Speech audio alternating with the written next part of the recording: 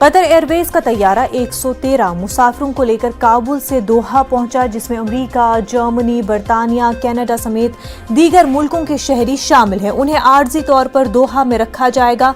अमरीकी इनखला के बाद ये पहली इंटरनेशनल कमर्शियल परवाज थी। कतर ने काबुल एयरपोर्ट के ऑपरेशनल होने पर तालिबान की कोशिशों की सताइश की। कतर के मुताबिक एयरपोर्ट जहाज़ों की आमदोरफ्त के लिए बिल्कुल फिट है। उधर अमेरिका ने भी गैर मुल्की शहरियों को बहिफाजत परवाज़ों के जरिए उनके मुल्कों को मुंतकिल करने के लिए तालिबान की कारकर्दगी की तारीफ की है। वहीं अफगानिस्तान में तालिबान हुकूमत के इक़्तिदार में आने से आलमी बरादरी तशवीशमंद है। अफगानों की सलामती और मुस्तकबिल के हवाले से आलमी बरादरी और आलमी इदारे फिक्रमंद है। अक़वाम मुत्तहिदा के सेक्रेटरी जनरल एंटोनियो गुतेरेस ने भी अफगानिस्तान की सूरत हाल पर तशवीश का इजहार किया है और आलमी बरादरी को मौजूदा सूरत हाल में जिम्मेदारियों और फराइज का एहसास दिलाने की कोशिश की है। उन्होंने आलमी बरादरी से अपील की है कि मौजूदा हालात में तालिबान हुकूमत बातचीत ज़रूरी है। गुतेरेस के मुताबिक अगर हम चाहते हैं कि अफगानिस्तान दहशतगर्दी का गढ़ न बने, खवातीन और लड़कियां अपने हुकूक न खोए, इसके लिए बातचीत लाजमी है। उन्होंने मुतनब्बे किया है कि मुल्क में माशी बदहाली से मुमकिन तौर पर लाखों अफराद हलाक हो सकते हैं।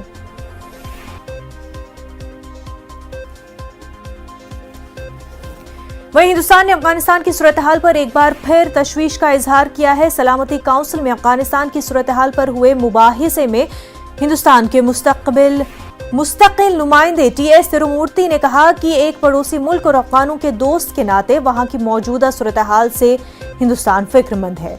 उन्होंने बिला रोक टोक अफगानों बैरून मुल्क सफर करने के लिए तालिबान के बयान का खैर मकदम किया है। उन्होंने कहा कि अफगानिस्तान में गैर यकीनी सूरत हाल है।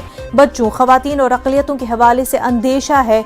नई हुकूमत को उनके हकूक़ के तहफ़्फ़ुज़ को यकीनी बनाने के लिए भी हर मुमकिन कोशिश करनी चाहिए। TS तिरुमूर्ति ने उम्मीद जाहिर की है कि तालिबान हुकूमत दहशतगर्द सरगर्मियों के लिए अफगानिस्तान की ज़मीन इस्तेमाल नहीं होने देंगे।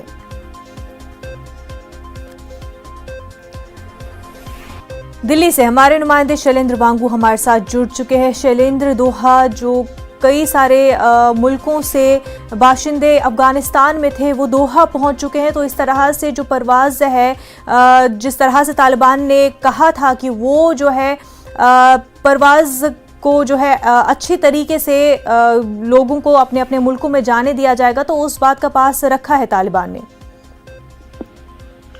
बिल्कुल। जो कल ब्रीफिंग भी हुई थी सेक्रेटरी ब्लिंकन की, जिसमें उन्होंने वेलकम किया है तालिबान के ऐसे कदमों का जहां पर उन्होंने उन लोगों को जाने की इजाजत दी है जिनके पास पहले डॉक्यूमेंट्स थे। और इसी बीच UN में भी एक डिबेट हुई है अफगानिस्तान को लेकर। UNSC में डिबेट हुई है जिसमें भारत की तरफ से भी तमाम बातें रखी गई हैं और खासतौर से कंसर्न जताया गया है आतंकवाद को लेकर। और ये दोहराया गया है कि अफगानिस्तान की जमीन का इस्तेमाल आतंकवाद के लिए नहीं होना चाहिए। और वहीं हमने ये भी देखा है कि मल्टीपल लेवल पर इस तरह की मीटिंग्स हो रही हैं। कल भी ब्रिक्स की मीटिंग में जो स्टेटमेंट सामने आया था, जो जॉइंट डिक्लेरेशन सामने आया था, उसमें भी लिखा गया था कि खासतौर से जो अफगानिस्तान की जो जमीन है उसका कोई इस्तेमाल ना करे आतंकवाद के लिए। और वहीं जो ह्यूमैनिटेरियन राइट्स हैं, जो ह्यूमन राइट्स हैं, उनका ध्यान रखा जाना चाहिए। खासतौर से महिलाओं, बच्चों और माइनॉरिटीज के जो राइट्स हैं उनका ध्यान रखा जाना चाहिए। तो जाहिर तौर पर आप देखना ये होगा कि आने वाले दिनों में तालिबान, क्योंकि सरकार वहां बना चुका है और अब ये खबरें भी आ रही है कि एक फुल फ्लेज्ड गवर्नमेंट की भी अनाउंसमेंट जल्द हो सकती है। अभी इंटरिम गवर्नमेंट है। हालांकि इस तरह की खबरें भी है कि 9/11 पे ऐसा किया जा सकता है, लेकिन ये भी कंफर्मेशन इस बात की अब तक नहीं है। लेकिन जाहिर तौर पर जो अफगानिस्तान के हालात है उसको लेकर भारत कंसर्न है, इसको हर मंच पर उठाया जा रहा है। बिल्कुल। और UN secretary general Antonio Guterres ने भी अफगानिस्तान की सूरत हाल पर तशवीश का इजहार किया है। शैलेंद्र, बिल्कुल, UN चीफ ने भी अफगानिस्तान के हालात पर चिंता जाहिर की है। और कल की जो डिबेट अफगानिस्तान को लेकर हुई है UN में, उसको लेकर उन्होंने कंसर्न जताया है और ये कहा है कि ISIS के जो है वो एक बड़ा चैलेंज है, क्योंकि पिछले कुछ वक्त में अटैक्स वहां पर हुए हैं, इजाफा उसमें हुआ है, तो उसको लेकर उन्होंने चिंता जताई है। और देखिए, पूरी दुनिया इस वक्त इसी बात पर फोकस्ड है कि अफगानिस्तान में जो हालात बदले हैं उसका असर, उसका इम्पैक्ट किसी कंट्री पर ना हो, क्योंकि टेररिज्म एक बड़ा चैलेंज है और हमने ये भी देखा है कि अब से कुछ देर पहले ही अमेरिकी राष्ट्रपति जो बाइडेन की और चाइनीज प्रेसिडेंट शी जिनपिंग की फोन पे बात हुई है। हालांकि डिटेल्स सामने नहीं आई हैं, लेकिन माना जा रहा है कि इसमें भी अफगानिस्तान के हालात को लेकर बातचीत हुई है। और हमने देखा है कि चाइना लगातार अप्रोच कर रहा है और तालिबान को सपोर्ट करने की बात कर रहा है। वहीं पूरी दुनिया इस बात पर अभी फैसला नहीं ले पाई है, क्योंकि इंटरिम सरकार जो बनी है अफगानिस्तान में, उसको लेकर सभी मुल्कों का यह मानना है कि ये वो सरकार नहीं है जिसकी उम्मीद की जा रही थी।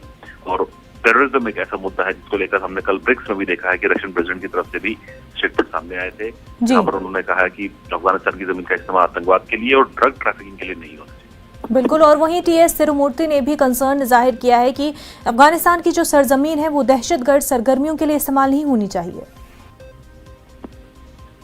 बिल्कुल। यूएन में जो भारत के परमानेंट रिप्रेजेंटेटिव हैं, उन्होंने कहा है कि अफगानिस्तान के हालात बहुत नाजुक बने हुए हैं और बतौर एक दोस्त और एक पड़ोसी के भारत चिंतित है अफगानिस्तान के मौजूदा हालात को लेकर। और उन्होंने ये भी कहा है कि अफगानिस्तान में महिलाएं और उनके बच्चों और जो बच्चे हैं उनके राइट्स जो हैं और माइनॉरिटीज खासतौर से अल्पसंख्यक समुदाय, उनके राइट्स प्रोटेक्टेड होने चाहिए। और साथ ही साथ उन्होंने आतंकवाद को लेकर कहा है कि जो काबुल एयरपोर्ट पर जो अटैक हुआ था उससे साफ है कि आज भी टेररिज्म एक बड़ा चैलेंज है, एक सिक्योरिटी थ्रेट है अफगानिस्तान के लिए। तो ऐसे में जो कमिटमेंट्स की गई है तालिबान की तरफ से, उनको अपहोल्ड किया जाना चाहिए। बिल्कुल। शैलेंद्र वांगू, बेहद शुक्रिया आपका तमाम तफसीलात के लिए। आगे बढ़ते। हिंद ऑस्ट्रेलिया बाहमी ताल्लुकात को मजीद वुसअत देने के लिए कोशा है। दोनों ममालिक के बीच आज नई दिल्ली में 2+2 मुज़ाकरात होने वाले हैं। ऑस्ट्रेलिया की वज़ीर ख़ारजा और वज़ीर दिफा अपने हिंदुस्तानी हम मनसब एस जयशंकर और राजनाथ सिंह से मुलाकात करेंगे। ज़राए के मुताबिक बाहमी इलाकाई और आलमी मसाइल पर दोनों ममालिक तबादले ख्याल करेंगे। इसके साथ साथ इंडो पैसिफिक खित्ते में स्ट्रैटेजिक ताउन को फ़रोग़ देने समेत दिफा और सिक्योरिटी के शोबे में ताउन को वुसअत देने पर भी बातचीत हो सकती है।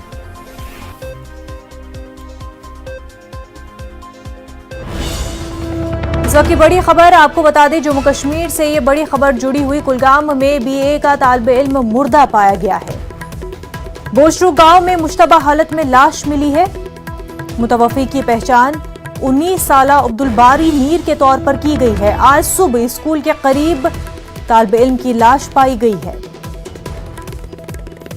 जम्मू कश्मीर से ये दिल दहलाने वाली खबर सामने आ रही है। कुलगाम में BA के तालिब इल्म की लाश पाई गई है। बोचरू गांव में मुश्तबा हालत में लाश मिली है। हमारे नुमाइंदे ज़हूर इस वक्त हमारे साथ जुड़ चुके हैं। ज़हूर, ये पूरा मामला क्या है?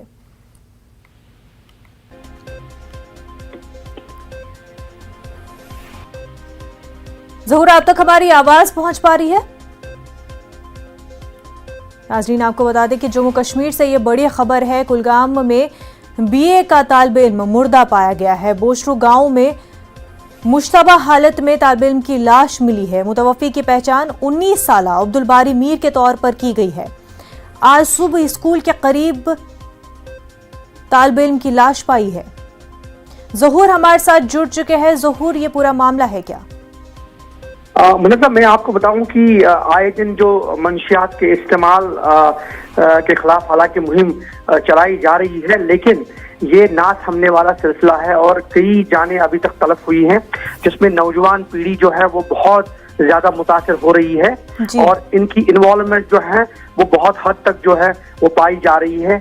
हम आपको बताएं, न सिर्फ मंशियात का कारोबार करने वाले जो हैं वो अरूज पर हैं, बल्कि इसका इस्तेमाल करने वाले भी पीछे नहीं हैं। और यही वजह है कि अभी जो एक बॉडी यहाँ पे जो है पाई गई है अब्दुल बारी मीर की, इसके बारे में अभी तक ये बताया जा रहा है कि ये फिलहाल अभी जो है सस्पिशियस कंडीशंस में इसकी जो है वो डेड बॉडी पाई गई है। हालांकि पुलिस ने मामला जो है वो उसमें केस दर्ज कर लिया है, तहकीकात शुरू कर ली गई है, लेकिन जो ज़राए से हमें मालूम हुआ है ये शायद ओवरडोज की वजह से हो सकता है, लेकिन फिलहाल अभी कुछ भी कहना कब्ल वक्त होगा। ये 19 साला एक नौजवान है, BA का तालिब इल्म है, बचरू कुलगाम से इसका ताल्लुक है और ये अभी पढ़ाई कर रहा था कि आज सुबह इसकी जो लाश है वो मकामी गांव में जो है वो पाई गई है। तो फिलहाल पुलिस ने तहकीकात शुरू कर ली है लेकिन जो हमें जराये से मालूम हुआ है वो उसके मुताबिक ये शायद ओवरडोज का हो सकता है, लेकिन पुलिस फिर भी तहकीकात कर रही है। जी मुनव्वरा। बिल्कुल, तहकीकात अभी इस पूरे मामले में जारी है। ज़हूर, बेहद शुक्रिया आपका। आगे बढ़ते लखनऊ में यूपी के वज़ीर आला योगी आदित्यनाथ ने पुलिस अफसरान के साथ मीटिंग की, जिसमें सीएम योगी के सख्त तेवर नजर आए। वज़ीर आला योगी आदित्यनाथ ने हिदायत दी है कि थानेदार की तैनाती में सिफारिश न कबूल की जाए। वहीं डीजीपी ऑफिस और सीएम ऑफिस की सिफारिश भी मंजूर नहीं की जानी चाहिए, जबकि सीएम योगी ने दागी पुलिस वालों की फहरिस्त बनाने की हिदायत जारी की है। वहीं उन पर कार्रवाई के लिए कमेटी तश्कील देने की भी हिदायत दी गई है।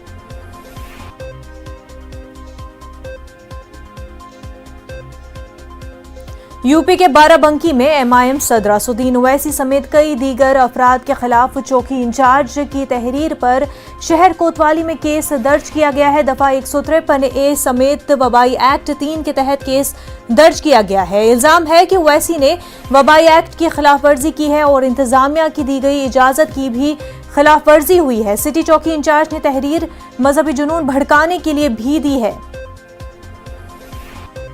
तो आपको बता दें कि असदुद्दीन ओवैसी यूपी के 3 रोजा दौरे पर थे और यूपी के बाराबंकी में असदुद्दीन ओवैसी और उनके साथ साथ कई और दीगर अफराद के खिलाफ चौकी इंचार्ज की तहरीर पर शहर कोतवाली में केस दर्ज किया गया है। दफा 153A समेत वबाई एक्ट 3 के तहत ये केस दर्ज किया गया है। इल्जाम है कि ओवैसी ने वबाई एक्ट की खिलाफ वर्जी की है और इंतजामिया की दी गई इजाजत की भी खिलाफ वर्जी हुई है।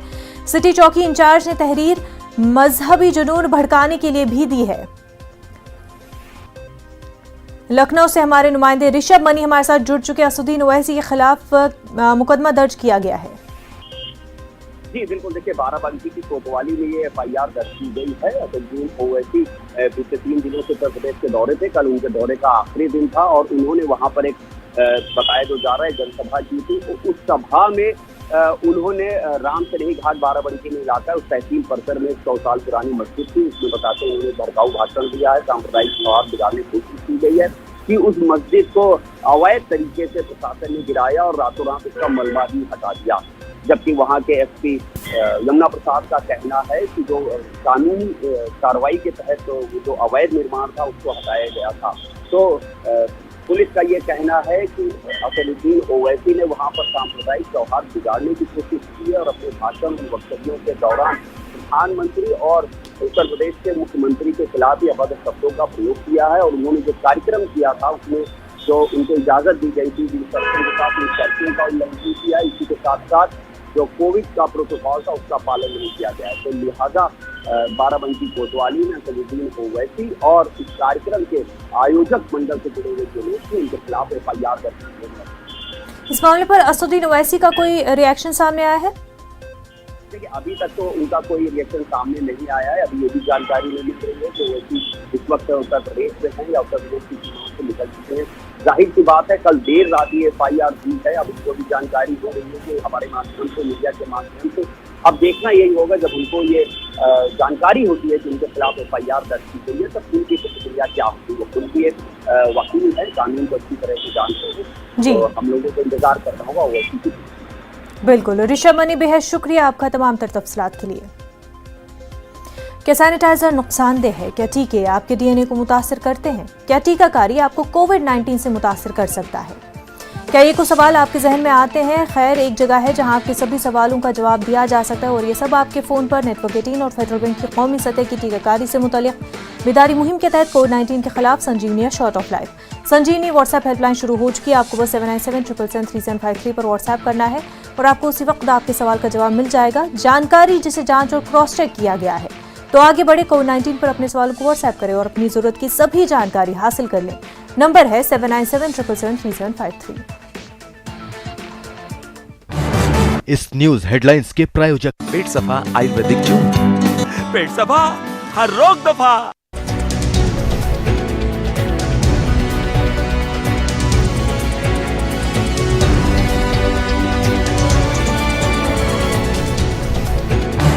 इस न्यूज हेडलाइंस के प्रायोजक पेट सफा आयुर्वेदिक जून, पेट सफा हर 13 languages, 26 states, 1,200 plus reporters, 66.9 crore viewers. India's largest news network, News 18 Network.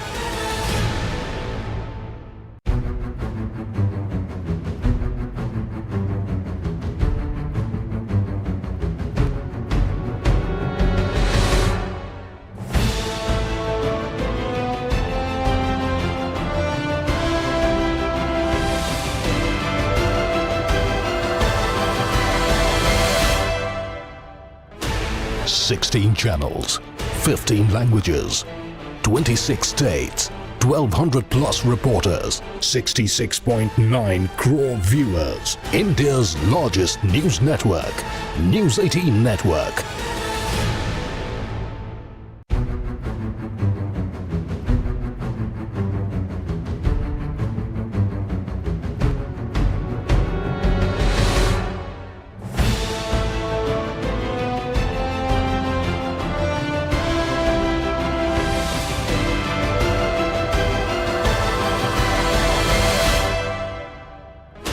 Sixteen channels, 15 languages, 26 states, 1,200 plus reporters, 66.9 crore viewers. India's largest news network, News 18 Network.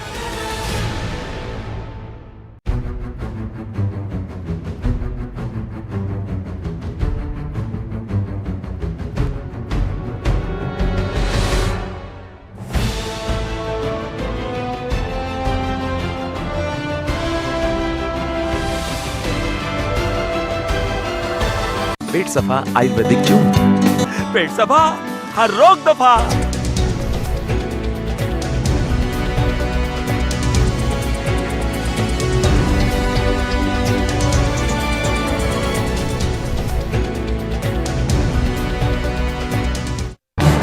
इस न्यूज हेडलाइंस के प्रायोजक पेट सफा आयुर्वेदिक जून। पेट सफा हर रोग दफा। ब्रेक के बाद आपका खैर मकदम है। मुल्क भर में गणेश चतुर्थी की धूम है। पूजा पंडालों में भगवान गणेश की मूर्ति तंसीब की गई है। कोरोना वबा के दौरान मुंतजमीन और श्रद्धालुओं से गाइडलाइन पर अमल करने की अपील की गई है। सदर जमहूरिया रामनाथ कोविंद और वज़ीर-ए-आज़म नरेंद्र मोदी ने गणेश चतुर्थी के मौके पर हमवतनों को मुबारकबाद पेश की है।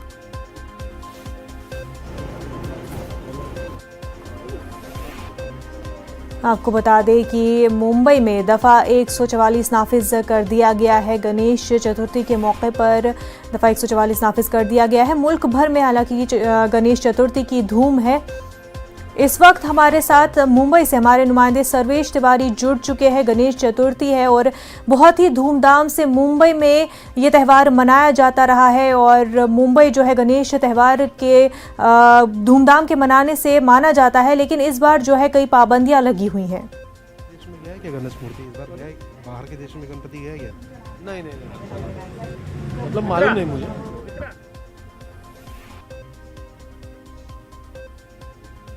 सर्वेश, आप तक हमारी आवाज पहुंच पा रही है? हमारे नुमाइंदे सर्वे से हम एक बार फिर राब्ता बनाने की कोशिश जरूर करेंगे, लेकिन आपको बता दें कि मुल्क भर में ही गणेश चतुर्थी की धूम है। पूजा पंडालों में भगवान गणेश की मूर्ति तंसीब की गई है। कोरोना वबा के दौरान मुंतजमीन और श्रद्धालुओं से गाइडलाइन पर अमल करने की अपील की गई है। सर्वेश हमारे साथ जुड़ चुके। सर्वेश, ये बताया कि मुंबई में गणेश चतुर्थी के हवाले से कैसा मंजर देखने को मिल रहा है? देखिए मनोजा जी, इस साल जो है जिस पंडाल में मैं खड़ा हूँ ये मुंबई का राजा है। गणेश गली के नाम से मशहूर है मुंबई सहित महाराष्ट्र और देश दुनिया में, और ये 94 साल इसको कंप्लीट हो गए हैं इस गणेश पंडाल को गणेश प्रतिमा स्थापित करते हुए। और कोरोना के जो नियम हैं उनका पूरी तरह से पालन किया जा रहा है, चाहे मुंबई बीएमसी गाइडलाइंस हो, चाहे मुंबई पुलिस हो, चाहे महाराष्ट्र पुलिस हो। जितने भी गाइडलाइंस, जितने निर्देश दिए गए उन सभी का पालन किया जा रहा है। ये पंडाल की तस्वीरें देख सकते हैं किस तरह से यहाँ पे एक खालीपन नज़र आ रहा है। जो भाविकों का एक जो हुजूम नज़र आता था हर साल यहाँ पे 2020 तक, वो हुजूम यहाँ से पूरी तरह से नदारद है। यहाँ पे डायरेक्ट ऑनलाइन दर्शन करने की सुविधा की गई है। यूट्यूब या कुछ लिंक बताया गया है। इस पूरी जानकारी के साथ हमारे साथ बातचीत करने के लिए मौजूद है गणेश गली के सेक्रेटरी मुंबई के राजा के स्वप्निल परब जी। स्वप्निल परब जी, क्या कुछ व्यवस्थाएं इस बार नई की गई हैं जो पिछले साल भी की गई थी, और नियमों का किस तरह से पालन किया जा रहा है? देखिए, नियमों का तो यहाँ 100% हम पालन कर रहे हैं, क्योंकि SOPs पालन करके ही यहाँ गणेशोत्सव मनाने की जो मंडल का प्रयत्न है वो हमेशा ही रहा है। तो ज़्यादा से ज़्यादा भाविकों को ऑनलाइन दर्शन की व्यवस्था मंडल की तरफ से की गई है। आप ज़्यादा से ज़्यादा लोगों को आह्वान भी कर चुके हैं कि आप घर बैठ के ही गणेश जी का दर्शन लीजिए। उसके लिए ऑफिशियल हमारे वेब पेज है, हमारी वेबसाइट है, हमारी यूट्यूब चैनल्स है, उनके माध्यम से ही हम यहाँ दर्शन दे रहे हैं। क्या है जो बिल्कुल, डायरेक्ट जो कर सकें? दर्शन है इस बार, क्योंकि कोविड वबा के चलते ऑनलाइन जो है करने को कहा जा रहा है, ताकि कोविड के जो ज़ाब्ते हैं उनको फॉलो किया जा सके। सर्वेश, बेहद शुक्रिया आपका। आगे बढ़ते हैं। मध्य प्रदेश में 7 नुकाती मुतालबात को लेकर जूनियर डॉक्टरों की हड़ताल तीसरे दिन भी जारी है। वही हुकूमत ने जूनियर डॉक्टरों की हड़ताल के खिलाफ एक्शन लेना शुरू कर दिया है। कॉलेज इंतजामिया ने जूनियर डॉक्टरों के एसोसिएशन के 22 डॉक्टरों को नोटिस जारी करते हुए उन्हें 24 घंटे के अंदर हॉस्टल खाली करने का हुक्म जारी कर दिया है। इंतजामिया ने 24 घंटे के अंदर नोटिस पर अमल नहीं करने पर FIR दर्ज कर कार्रवाई करने का भी हुक्म दिया है। भोपाल से हमारे नुमाइंदे मेहताब आलम हमारे साथ जुड़ चुके हैं। जूनियर डॉक्टरों की हड़ताल जारी है, तीसरा दिन है, वहीं जो है उनके खिलाफ सख्त कार्रवाई का भी हुक्म जारी हो चुका है। मुनज़्ज़र, इसकी वजह यह है कि जूनियर डॉक्टरों के जरिए 31 मई 2020 को जो हड़ताल की गई थी वो 7 दिन की हड़ताल थी, और 6 दिन को जबलपुर हाई कोर्ट के एहकाम के बाद जूनियर डॉक्टरों ने अपनी हड़ताल वापस ले ली थी। लेकिन उस वक्त मध्य प्रदेश हुकूमत ने 21 डॉक्टर को जो है जहां नोटिस जारी किया था, वहीं पर 3 डॉक्टरों के रजिस्ट्रेशन को कैंसिल करने के लिए मेडिकल काउंसिल ऑफ इंडिया को भी खत लिखा था। तो जूनियर डॉक्टर जो है उन मेडिकल काउंसिल ऑफ इंडिया को जो खत लिखा गया रजिस्ट्रेशन कैंसिल के लिए, उसको वापस लेने, और इसके साथ साथ जो 21 डॉक्टरों को जो नोटिस जारी किया गया था उसको वापस लेने का मुतालबा कर रहे थे। कि आज जो है फिर जो है मेडिकल कॉलेज ने 22 डॉक्टरों को हॉस्टल खाली करने का नोटिस जारी कर दिया है, और इसके साथ साथ 24 घंटे के अंदर अगर हॉस्टल खाली नहीं किया जाता है तो उनके खिलाफ एस्मा के तहत कार्रवाई करने का भी हुक्म दिया गया है। क्योंकि मध्य प्रदेश के वजीर बराए मेडिकल एजुकेशन ने कल जो न्यूज़ को बयान दिया तो उसमें उन्होंने कहा था कि डिसिप्लिन को कोई भी तोड़ेगा तो उसे बर्दाश्त नहीं किया जाएगा। इस तरह से देखा जाए तो हुकूमत ने एक कदम और भी उठाया है कि राजधानी भोपाल के आसपास जो अदला है वहां से 150 डॉक्टरों को भोपाल में तैनात करने का हुक्म जारी कर दिया गया है, ताकि जूनियर डॉक्टरों के जरिए जो काम बंद करके जो हड़ताल की जा रही है उसके जो मरीजों को जो परेशानियां हो रही है उससे उनको बचाया जा सके। और इस तरह से जूनियर डॉक्टरों की बात करें तो जो एसोसिएशन ने साफ तौर पर कहा है कि जब तक हड़ताल उसकी जाए हुकूमत अपने कदम को वापस नहीं लेती, उनकी हड़ताल जारी रहेगी। बिल्कुल, जूनियर डॉक्टरों का कहना है कि उनके मुतालबात जब तक पूरे नहीं होते वो अपने मुतालबों पर डटे रहेंगे। बेहद शुक्रिया मेहताब आलम आपका। आगे बढ़ते हैं। अलीगढ़ मुस्लिम यूनिवर्सिटी में एक बार फिर मोहम्मद अली जिन्ना का जिन बोतल से बाहर निकल आया है। फिर जिन्ना की तस्वीर पर तनाज़ा खड़ा हो गया है। बीजेपी कारकुनों ने AMU से जिन्ना की तस्वीर हटाए जाने का मुतालबा किया है। अपनी मांग को लेकर बीजेपी कारकुनों ने PM मोदी को खून से खत लिखा है। खून से खत लिखने वाले बीजेपी कारकुनान ने कहा है कि जिसकी वजह से पाकिस्तान का वजूद अमल में आया, ऐसे शख्स की तस्वीर AMU से हटाई जानी चाहिए।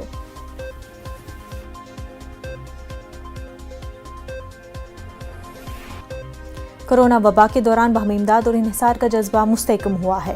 मुल्क इस वबा से मुत्तहिद होकर मुकाबला कर रहा है। टीकाकारी के ऐलान के बाद हम बेहतर ताउन करें जिससे हम कोरोना को मात देने की जानिब कदम बढ़ा सके। नेटवर्क 18 इस मुहिम में कदम पर आपके साथ रहेगा। जब तक सभी महफूज नहीं होते तब तक कोई भी महफूज नहीं होगा। इसी सोच की बुनियाद पर हमारी मुहिम संजीवनी का मकसद ये यकीनी बनाना है कि वैक्सीन पाना सभी हिंदुस्तानियों का हक है।